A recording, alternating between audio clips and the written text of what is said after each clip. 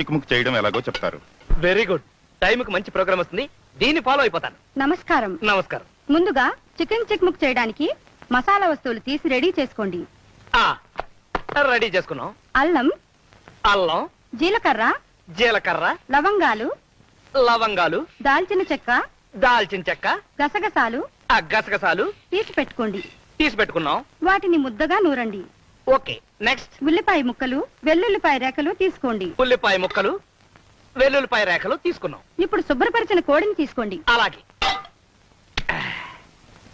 తీసా. ఏంటమ్మా చలేస్తుందా? ఒక్క నిమిషం ఆగు. ఒంటి నిండా మసాలా పూసుకుని వేడి వేడి నూనెలో స్నానం చేద్దు గాని.